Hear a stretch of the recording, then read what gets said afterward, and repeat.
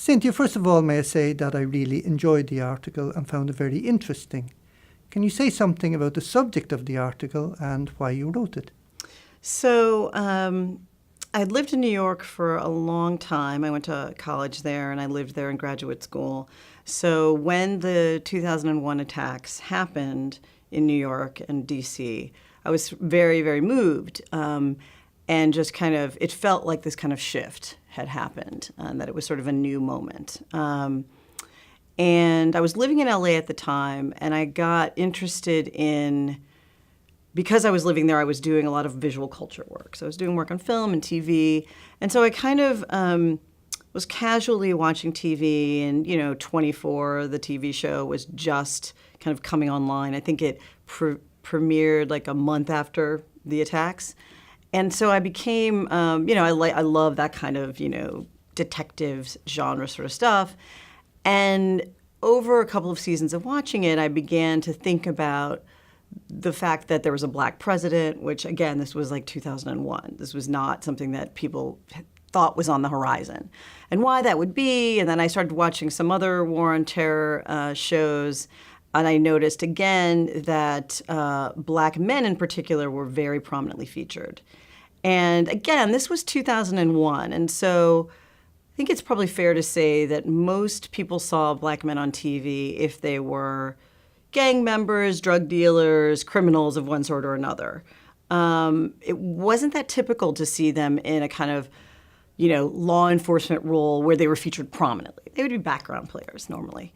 So I got interested in that. Why would that be? And was there a relationship between this genre, which I call war on terror dramas, and the way in which racial casting and the stories were working? And did that have something to do with the fact that there was this sense that we were facing, in quotes, a new enemy, right? That this was a moment to think about Muslim terrorists and Arabs in the U.S. and what kind of threat they posed, and how might that be working in terms of these. So that's how I got interested in the topic. But it was really because I love watching TV, and I sort of personally cared about this big event that had happened and how it was impacting the culture.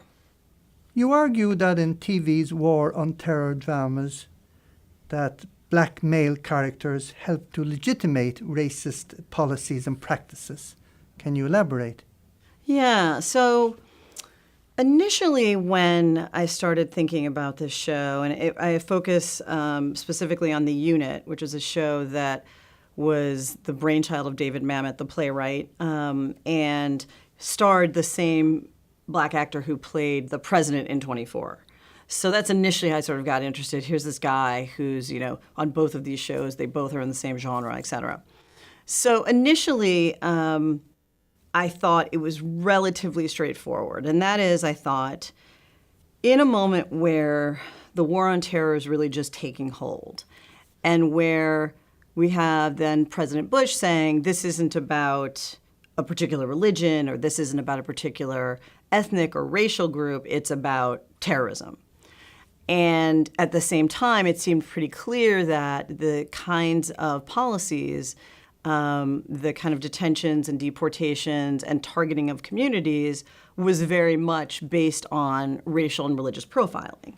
And so that kind of contradiction, on the one hand, the public is hearing this isn't about a particular group or religion. On the other hand, policing policies are targeting that group.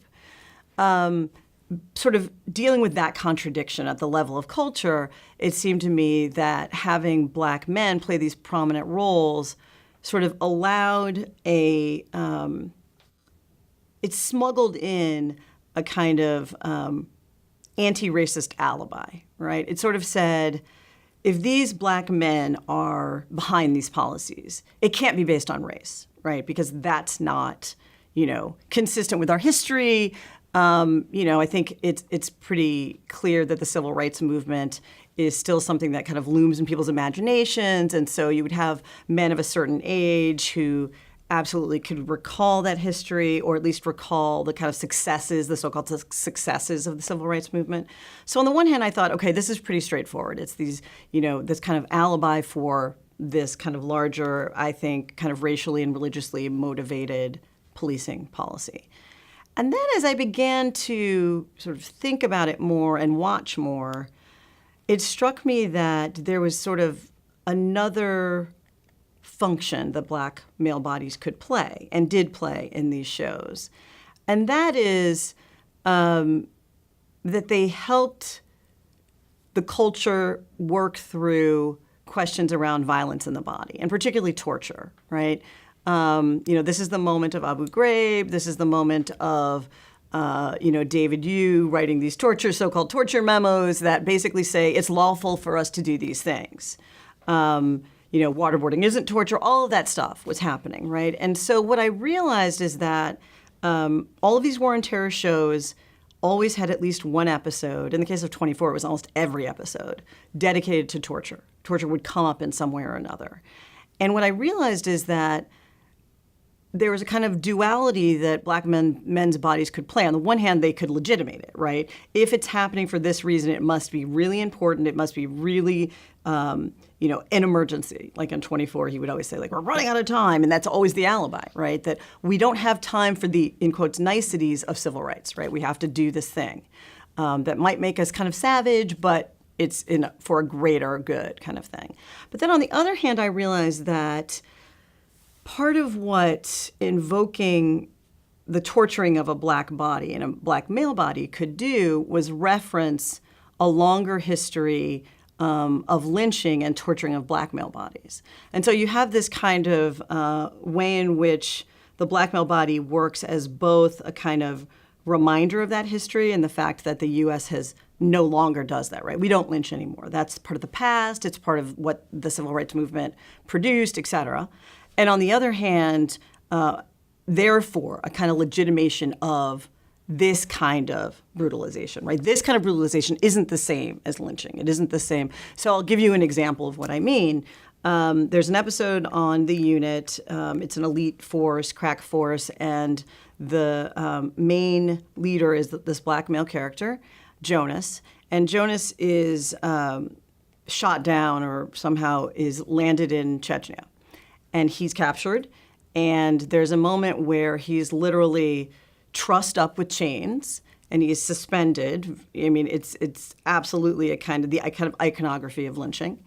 And he then has this kind of debate with the Chechen leader, who says, your country has tortured people, and he says, never, we've never, which is, laughable, but it's also this kind of like, we're not like you, right? We're not terrorists in the way that you are. And so you have that kind of mapping of this older iconography onto this new topic in a way that I found really interesting. What did your analysis say about this popular culture at a time of U.S. involvement in war? Yeah, I mean, I think it says a few things.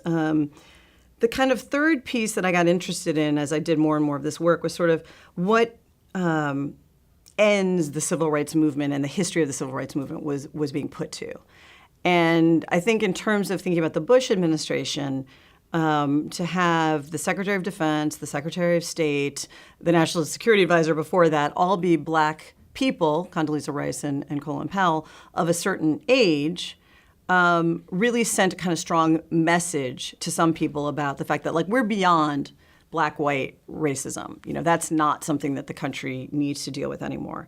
And so I wondered about the ways in which that kind of retelling of the civil rights movement, right, as if it had just been about a couple of people being very, very successful instead of a larger kind of structural change. I wondered what that had to do with, or how that was working in tandem with the war on terror. And one of the things that I discovered is this kind of talk in the early days, so sort of 2002 to 2005-06, of the war on terror as kind of the new civil rights movement, right? That it was this movement for freedom, that Iraqis were, under Saddam Hussein had been imprisoned, and it was sort of our job to like spread freedom and democracy kind of thing. And so that was sort of the third piece of what I realized. And I realized that, the civil rights movement has been mobilized in some kind of political discourse in very nefarious, I think, ways. I think ways that are counter to the essentially anti-war ethos that Martin Luther King Jr. had, a kind of suspicion about colonialism and imperialism and the way in which that was sort of playing out in the Iraq War. So that's one of the things that I wanted to sort of work through and say, like, wait, this is quite a contortion and a distortion of this movement's goals and ideals. So sort of thinking about that and then sort of tunneling down more and thinking about different contesting views of what Black people have to do with the War on Terror and how are they implicated. And so the last part of the article is actually about a rap album that was done by a soldier when he was in Iraq. He built a studio there and recorded with some buddies. And it's sort of, if the unit and 24 and even Homeland, I would say, try to present this kind of picture of Black American patriotism and this kind of enlightened role that's very much a kind of echo of 19th century and older colonialism. This is very kind of bald, kind of bare bones.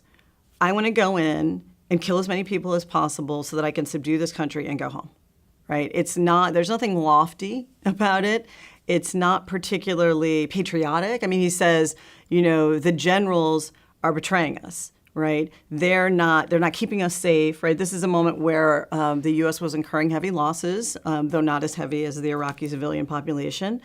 And he sort of says, this is just about getting home and about kind of camaraderie between soldiers and nothing else. And so it's a pretty stark reminder of the kind of real impact of this war on terror on both people who are subject to it in terms of the Iraqis and the Afghanis, but also people who are fighting it. And the fact that it's not glamorous and it's not particularly motivated by some kind of idealism, even though it's been being packaged that way for kind of public consumption. On the topic of civil rights, you begin with a very interesting analysis of a speech by Condoleezza Rice. You conclude, and I quote, "Rice perverted the central logic of the civil rights movement, framing imperialism as an extension of anti-racism rather than its opposite." Yeah, I mean, I think it's absolutely true. You know, part of what you're referring to is this speech that she gave at the National Black Journalists Convention. And she went there and she invoked the civil rights movement. She grew up in Birmingham, Alabama, so she invoked the church bombing that many people know where 4 young girls were killed. And she talked about how we had fought this civil rights movement to overcome what she called domestic terrorism, which was an interesting choice of words because, you know, you would find typically more leftist or Black radical people using that term to describe Jim Crow segregation and lynching. And she said, and now we're fighting another civil rights movement in Iraq. And the people who don't understand that don't believe in freedom and don't understand our kind of sacred role as the kind of beacon of democracy. And she got a very, very cool reception. I don't think, you know, it's a tortured metaphor. It doesn't make a lot of sense. And I think the other piece of it is that while at the time that we went to war in Iraq, there were white Americans were pretty split on the war, tended to be, you know, pretty close to 50-50. Black Americans were overwhelmingly opposed, and that remained true throughout the war. So whereas white Americans had a kind of, you know, as we would say, come to Jesus moment where all of a sudden they sort of changed their mind, especially once we didn't find weapons of mass destruction, once, you know, that kind of tale couldn't really be sustained, they really turned against the war. Whereas Black Americans from the very beginning were opposed to it. And you see that in terms of recruitment numbers. You know, after 9/11, more white Americans enlist. More Latinos enlist, partly because they can gain citizenship through it. More Asian Americans enlist. So the numbers go up everywhere except with Black communities, where they're being discouraged from enlisting because people don't have a kind of, in some ways, I guess, knee-jerk support for this war. And I think that also speaks to something I was saying earlier about the civil rights movement. I mean, I think that's a legacy of the civil rights movement and the kind of anti-war branch of that movement, where, you know, young Black people were very suspicious of the Vietnam War, were very active in opposing the Vietnam War, at a moment where the frontline troops in Vietnam were overwhelmingly black and brown, so they were incurring the heaviest losses, right? So they were also deserting in record numbers and came home devastated after that war experience to unemployment and racism back home. So I think there was a kind of way in which you saw a larger kind of cultural impact of that civil rights movement playing out in black people's reticence and hesitation about the war in a way that I found really a sharp contrast with the kind of official story, that this was a continuation of that. You also provide another statistic about the U.S. military, namely that racial harassment and sexual assault and rape are astoundingly commonplace. In addition, African Americans have generally suffered disproportionately. Can you say a little more about that? Yeah, I mean, it's both not surprising to some extent and also totally shocking at the same time. I mean, these institutions reflect our world, and you're also talking about a setting where people are under incredible stress, obviously, and there's a kind of fetishizing of following commands and following orders and a kind of exercising of power, sometimes completely arbitrarily, right? So to my mind, that's a kind of recipe for people exercising power over other people in ways that is destructive. So in that sense, it wasn't that surprising. In another sense, though, it's frightening to think about, forget just for a moment the kind of astonishing damage that war does and the kind of incredible rates of post-traumatic stress disorder and alcoholism and drug abuse that people return from combat with, like those issues, or that they begin abusing alcohol and drugs once they come home to kind of deal with what they've seen. So forget all that for a moment, and that's a huge thing to forget. But then you're also talking about people who have experienced harassment and assault and kind of, daily verbal and sometimes physical abuse on top of that by people who are supposedly their comrades, right? People who are supposedly they're working with towards a kind of common goal. And I think it becomes even more terrifying.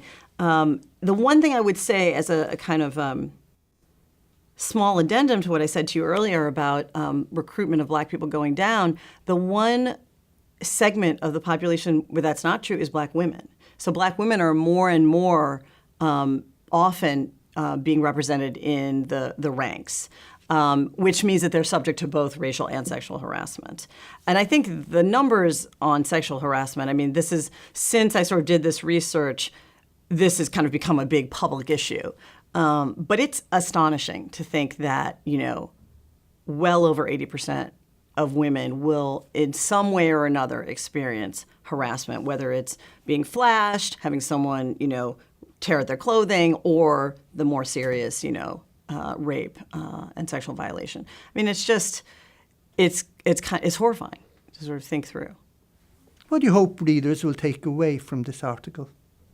Well, one thing I would like people to think about is what damage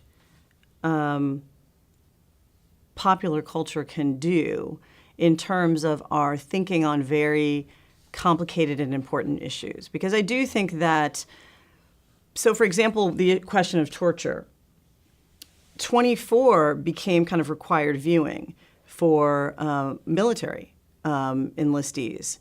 And so much so that the military actually sent out investigators to do kind of public information campaigns to military troops, saying like, torture doesn't work, you're not Jack Bauer, this is not something that, we sanction.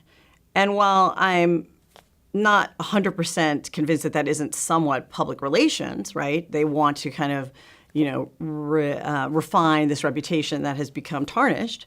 I do think that very often in a world where people often don't have the time or the inclination to seek out news, and nightly, daily, regular news isn't very good, go online or do other things that could sort of expand their worldview, I think people do pick up a lot from popular culture. And unfortunately, visual culture is, especially now, can be seen to be incredibly believable. right? And something that's reflecting a reality as opposed to creating a reality. So part of what I want people to take away from this is just to think about the role that popular culture, visual culture has in shaping your belief systems and shaping the parameters of your understanding of things and breaking outside of that and thinking about like, okay, stepping back and saying like, why would this be what I'm seeing on TV over and over again? Or why is this a kind of prevalent, topic? But the other thing is to be suspicious, and I think more than suspicious, of this kind of post-racial discourse that we find ourselves in the midst of, particularly, post Barack Obama's election. This idea that because I see, a president who's black and a first lady who's black and Secretary of Defense or whatever it is, that somehow means that anti-black racism and discrimination are just gone, right? And I don't do it in this article, but I do it in another part of my book. I really talk about the kind of structural racism and discrimination that still exists. But, if you look, you can take almost any parameter, whether it's health, property owning, general wealth, access to education, employment. Black people and Latinos often, but it often disproportionately hits black people, are discriminated against. There's just you can't deny it, right? In terms of, shorter life expectancy, all of that. And so in that context, how is it possible that on the one hand, we're post-racial, right? It no longer matters what color you are, where you come from, et cetera. And at the same time, the same group of people is still at the bottom, right? Those two things are contradictions, right? Because ideally, if we were talking about a society that was truly colorblind, you would see the ranks of the poor, the ranks of people with lower life expectancy representing the population as a whole, right? So you'd have X percentage of white people and Asian people, et cetera. That's not what we have, right? And so I think that to be very skeptical of this and to sort of ask, like, what kind of work does that discourse do? And one of the things I say to my students all the time is it really does kind of provide an excuse or an alibi, right? So you can just kind of say, well, our work here is done, and so we don't need to think about why is it that black and brown people are disproportionately in terrible schools without access to basic things. And because you can say, well, I don't know, but we have a black president, so it can't be racism. It must be some other magical thing. So I guess those are sort of the two big takeaways that I want people to sort of be more critical, think more critically about popular culture and race and sort of where we are as a country. What's your next project? Is it related? It is. So this is part of a larger book that's on race and popular culture after 9/11. So I have different chapters that sort of deal with different topics. And they're all structured similarly in that I deal with popular culture, but also political discourse, and also do a bit of kind of sociology. I mean, my degree is interdisciplinary, so that's just kind of the nature of the work I do.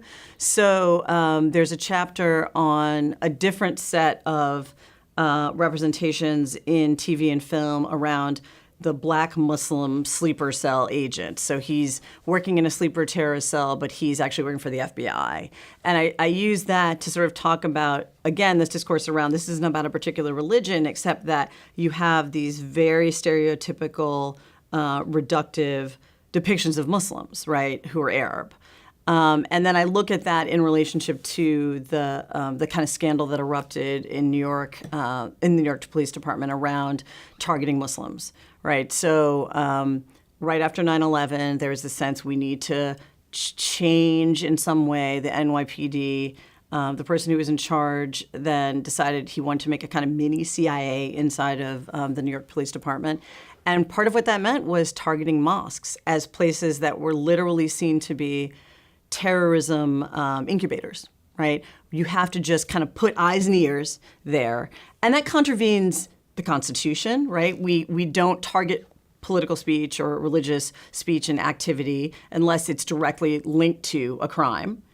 There wasn't that in this case. So that's one chapter. And then I am doing a chapter on whiteness and the ways in which I see that being reconfigured vis-a-vis blackness. And part of that takes me much more into thinking about the civil rights movement because I've been studying the Tea Party, gone to some Tea Party rallies, and the Glenn Beck rally, which was not officially a Tea Party rally, but where the kind of language of the civil rights movement is thrown around quite casually.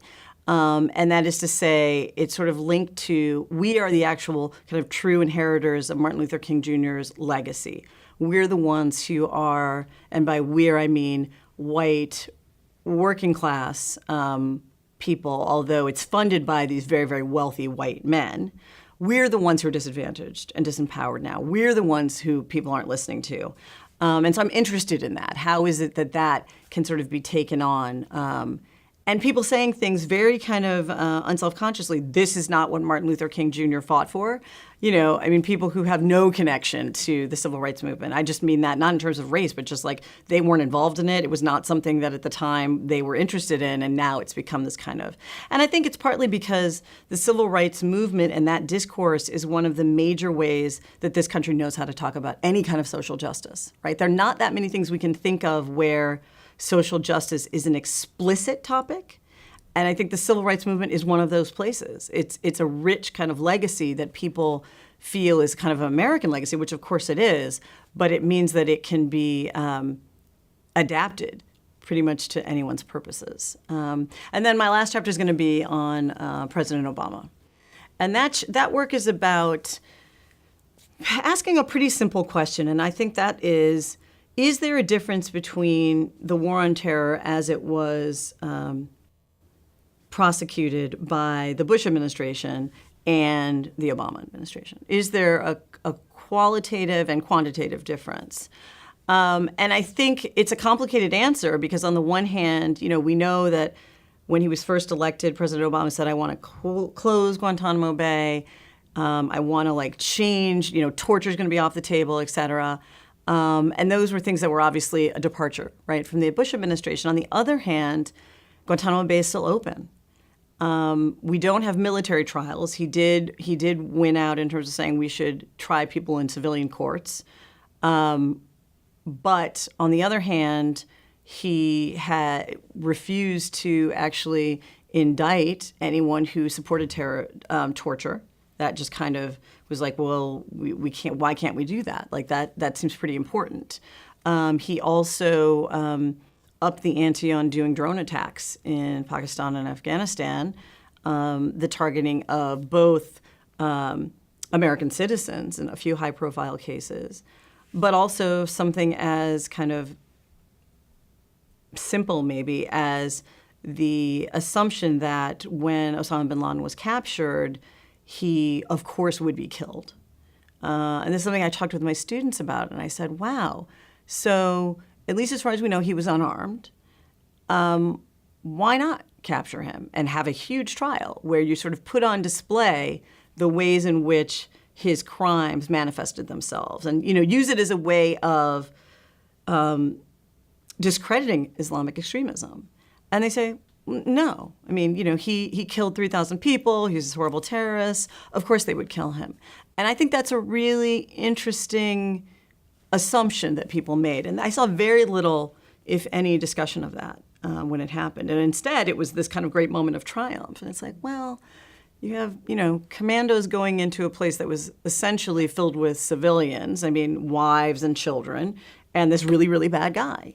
And the kind of discussion of whether that should have been a capture mission versus a kill mission just kind of went away. So in terms of thinking about the longer ramifications of the war on terror and the ways in which I see President Obama, who, whether or not he's a great guy and whether or not he has politics that are to the left of what he's been able to do, which I think are both true. He seems like a great guy from what I can tell from, watching my TV.